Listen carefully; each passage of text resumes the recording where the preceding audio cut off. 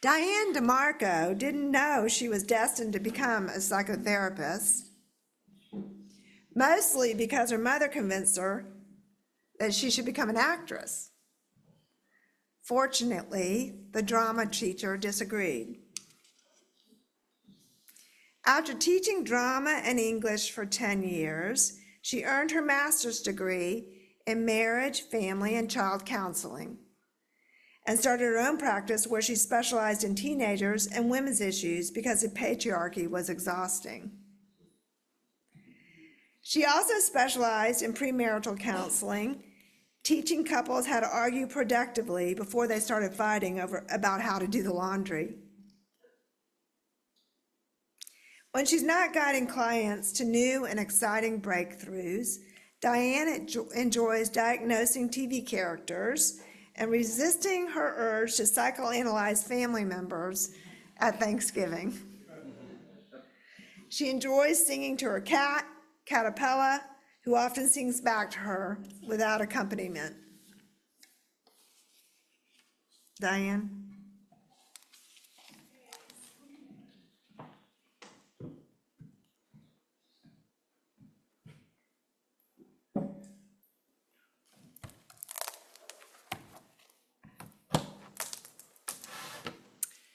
Was my senior year at North Hollywood High School, 1969, in my CAP class, Contemporary American Problems, with my teacher, Mrs. Von Helf. This class was designed to engage students in discussions about current events, social issues, political affairs, and encourage critical thinking and active engagement with contemporary issues. At that time, about half of the faculty at North Hollywood High School was out on strike. Mrs. Von Helf was not one of them. This particular morning, she decided to share her concerns for us regarding the strike, the first and only time she would ever speak out about it.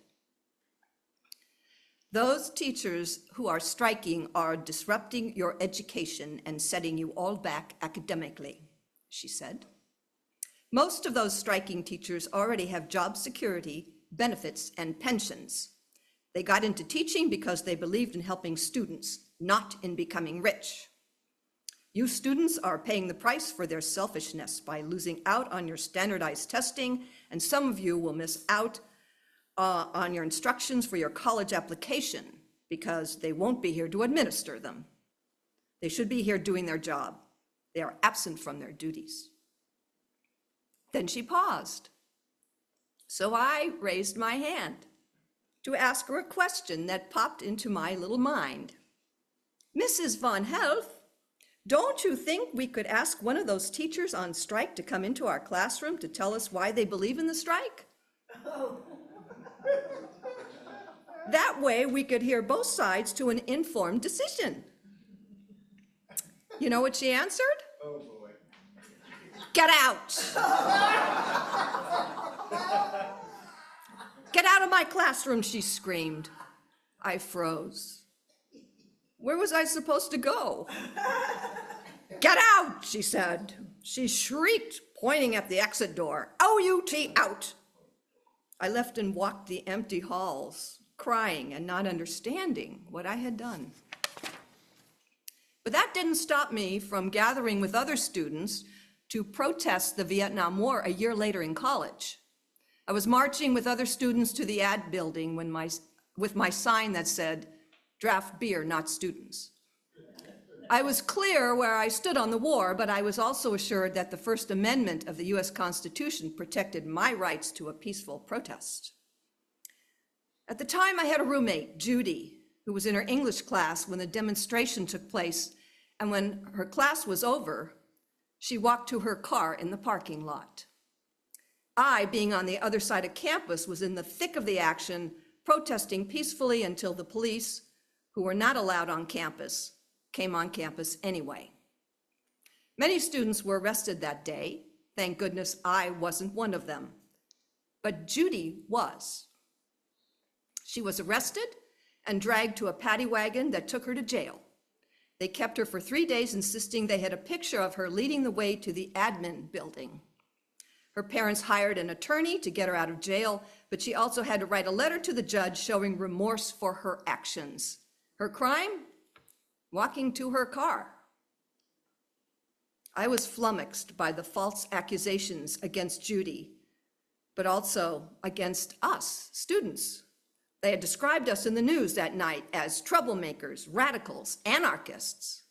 All I knew was that we were protesting peacefully, but what was reported on the news that night had very little to do with what I had witnessed that day. It took me time to realize from those early experiences that although I had a right to a peaceful protest and to express my opinions, I had to be ready to face possible consequences that could put me at risk. I learned not everyone saw things the way I did, and many would judge me as ignorant, unpatriotic, or lacking in American values. I learned that speaking truth to power may come with being ostracized, rejected, or labeled as a traitor, or even worse, as some students found out at Kent State. Yes, here we go. In his book, America, the Farewell Tour by Chris Hedges, he writes, quote, the recovery of memory and culture in the 1960s by radical movements terrified the elites. It gave people an understanding of their own power and agency. It articulated and celebrated the struggles of working men and women and the oppressed, rather than the mythical beneficence of the powerful. It exposed the exploitation and mendacity of the ruling class, and that is why corporatists spent billions to crush and marginalize these movements and their histories in schools, culture, the press, and in our systems of entertainment. So why do it? Why stand up? Maria Ressa, Nobel Peace Prize recipient and author of How to Stand Up to a Dictator, answers, do not stay silent in the face of oppression, because the longer oppression is tolerated, the more power oppressive forces accumulate over time. What once seemed extreme, censorship, political persecution, loss of rights, becomes routine. Real change never takes place from the top down, says Bernie Sanders. It always takes place from the bottom up, when ordinary people, by the millions, stand together to fight oppression and injustice. The world is not suffering because too many people told the truth.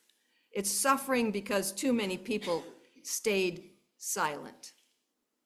They watched injustice unfold and turned away.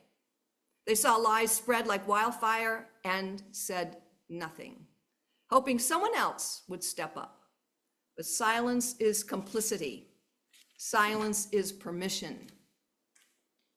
Martin Luther King reminds us, quote, in the end, we will remember not the words of our enemies, but the silence of our friends.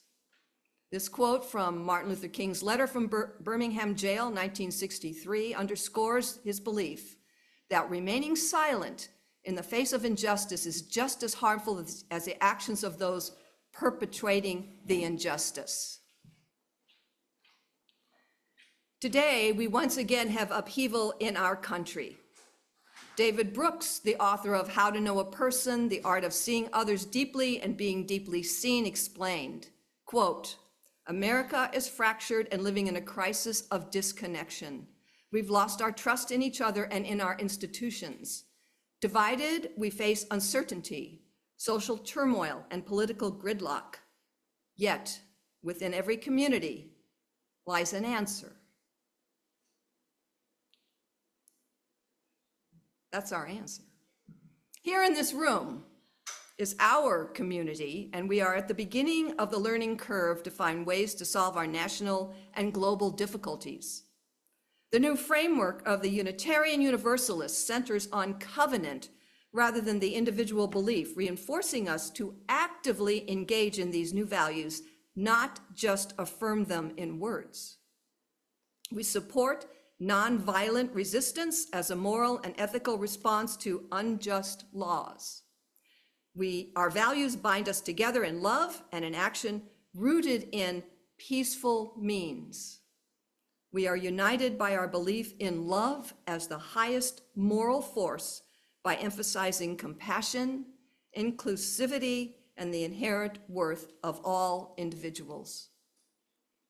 The Unitarian Universalists do not all hold the same notions about many things, including belief in God, but we affirm and promote getting involved in racial justice, civil rights, LGBTQ rights, climate action, immigration justice, reproductive rights, peace and anti-war movements, and economic justice.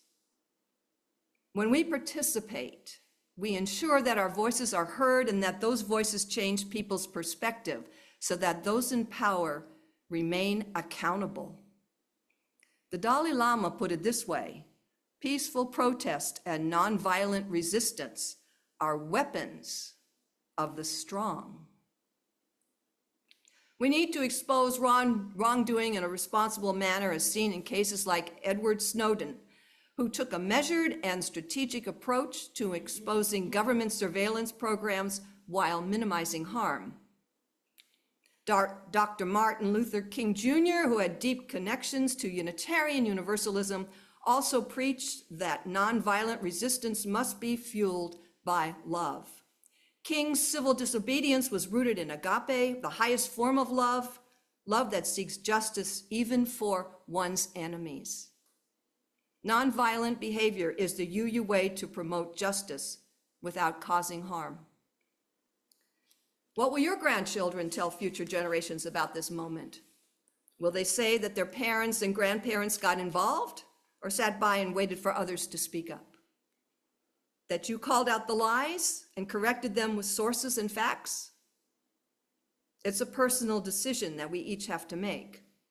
If you're willing to have your eyes wide open and understand the consequences, getting involved in some of the most important work you can do in your lifetime. And if this involvement brings up fear, know that fear is a natural response to stepping into the unknown. But every great change in history happened because people chose to act despite their fear. Courage is feeling the fear and doing it anyway. Fear fades when you focus on why you're involved. Keep that vision and the front and center and let it pull you forward. It involves actions that seek to express objection to achieve goals without physical harm, without shaming, without blaming, or being self-righteous. Instead, behaviors are rooted in principles of peace and respect, helping to connect the gap between individuals who disagree. And be clear about your goals. Know the legal consequences of your actions. According to Psychology Today, if you are the recipient of harsh words or name-calling, in most cases, receiving an angry, mocking, or dismissive response from another adult doesn't actually kill you or significantly damage your life. Not unless you let it. Avoid retaliation or escalation in conflicts. Control emotions and responses resisting provocation, and take nothing personally. Responding with calm, confidence, humor, or even silence can often have a stronger impact than direct retaliation. What you don't want is to be triggered. Being triggered refers to experiencing an intense emotional reaction, often linked to past trauma, in response to a word, image, sound, or situation that unconsciously brings up distressing emotions. It can happen in discussion with someone who insults you, blasts a horn at you, or waves a certain finger at you. It can happen just like that. And if that should happen, practice deep breathing techniques and ground yourself to stay present. And if you don't feel better, disconnect from the situation. Calm yourself down. If you still feel triggered, take time out because you won't be thinking clearly and you may be misperceiving the entire situation. Know that speaking up makes some people uncomfortable no matter what side you are on, but there's something far worse than the discomfort of speaking the truth. It's the weight of the truth you buried.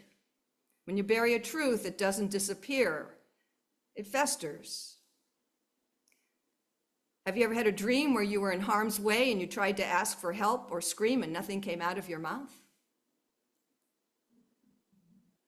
That dream has to do with your not speaking up. Every unchallenged injustice, every ignored gut feeling settles inside some way that is disruptive to your well-being. We are taught to repress our feelings, and over time, repressed feelings can manifest as physical illness.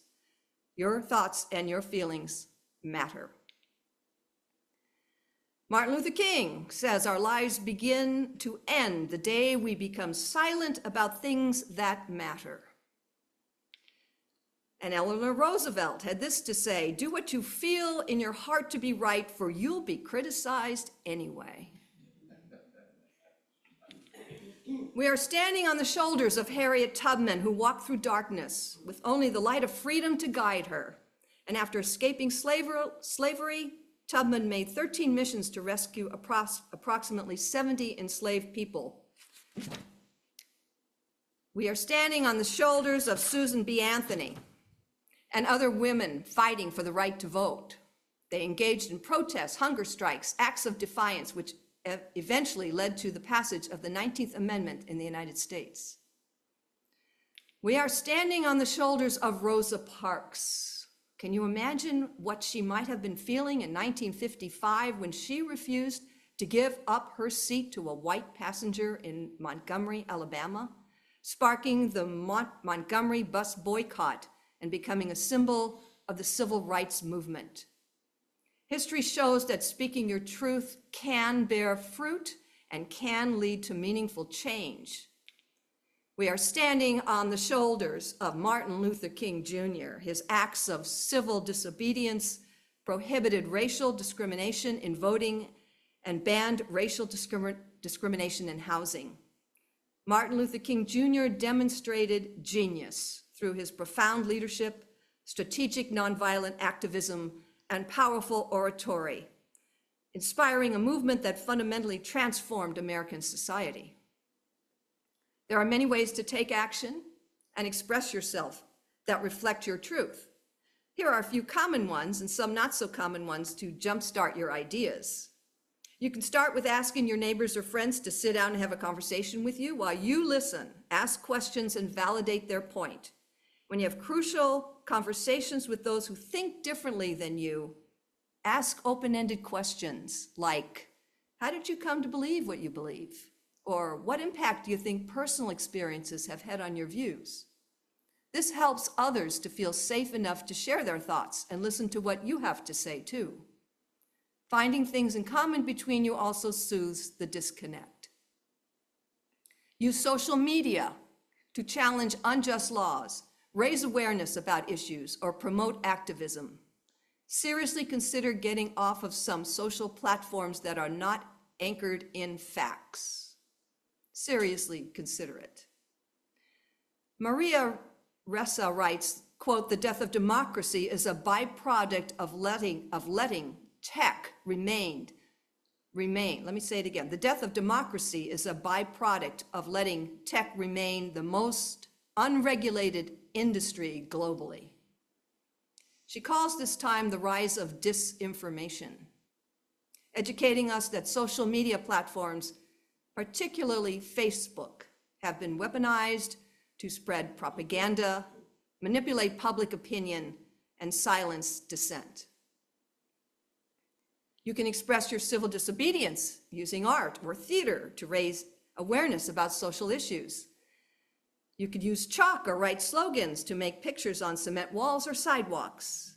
You could attend a peaceful protest locally with creative signs that express your values. Here are a couple of recent signs I've seen in the media. Government should stay out of business, says the party giving billion-dollar handouts. Hi, NSA, thanks for watching my protest. If we can afford billionaire bailouts, we can afford health care. Science isn't a liberal conspiracy. Your CEO made 30 million last year. Tell me again why prices went up. Lost faith in government, reward if found.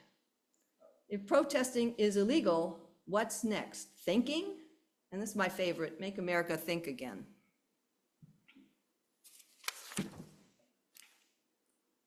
You can support candidates who challenge existing systems of oppression with your money and your time. You could have a mass singing demonstration. The most famous one was in 1988 at the Tallinn Song Festival grounds in Estonia, where nearly 300,000 people, a quarter of the country's population, sang patriotic songs in defiance of Soviet rule. That act of unity and cultural pride helped inspire broader political movements, culminating in independence by 1991. Did anybody participate in Buy Nothing Day, declared February 28th? This comes from Canada, from Adbusters, to make no purchases that day, online or shopping on the internet. No Amazon, no Walmart, no Best Buy, no fast food stores, no gas, no major retailers, no credit or debit cards, called economic blackouts. They can impact the economy and send a powerful message. And if they don't listen, you make the next blackout longer. Vote with your money. You may choose to participate in a bathroom sit-in, similar to the one on December 5th, 2024 at the Capitol, when activists were arrested for protesting a proposed policy to ban trans people from using appropriate bathrooms on federal property. You could fight back as an investor, choosing to divest from companies that support harmful practices or industries. Think twice if you're still invested in fossil fuels, private prisons, or companies with poor environmental records. Support businesses like Costco that treat workers fairly, prioritize sustainability, and engage in responsible corporate behavior. Have you ever heard of a silent flash mob? Gather a group of people who simply stand still in a strategic location. The sudden silence can be powerful and unsettling for onlookers. Or organize a reading day where people silently read banned books or material critical of certain policies inside bookstores, libraries, or public spaces. One group wrapped government building statues and public spaces with literal red tape to symbolize excessive bureaucracy. Basically, as Robert B. Hubble said on his podcast, be an avatar for the truth. Get involved, write postcards, letters to the editors, speak truth on social media, phone your representatives. No effort is wasted. Or in organizing groups, establish a buddy system, accept that stress, fear, and anger are natural but must be managed so you remain clear-headed. Stay non-reactive. Know how you will cope with fear or guilt if things don't go as planned. Turn to those who do support you. I'd like to close with a story close to my heart. My grandfather, Heinz Heymann, had no intention of leaving Germany. He was a self-employed furrier, had loyal customers, good friends, and a deep love for his small family, which included my grandmother and their only child, my mother. He had loyalty for his country and served in Germany's army in World War I. I wouldn't be standing here today if he hadn't committed civil disobedience. He risked his life, leaving his family and friends, leaving his business and his worldly possessions when Jews were prohibited to leave Germany. He found his way to Romania so that he could find out the truth, that no one was coming to help the Jews that remained in Germany, that many who decided not to leave had no idea what was coming in the very near future.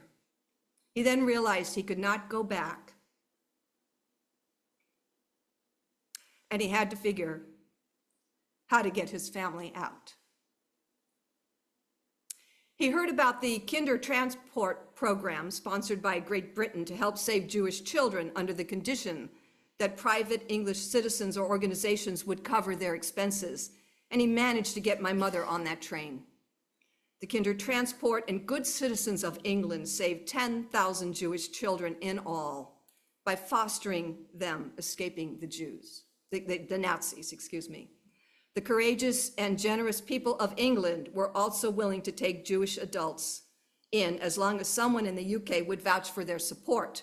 My grandfather's cousin agreed to do that, But when he arrived in England, his cousin had filed for bankruptcy, and authorities instructed my grandfather to get on the next ship back to Germany.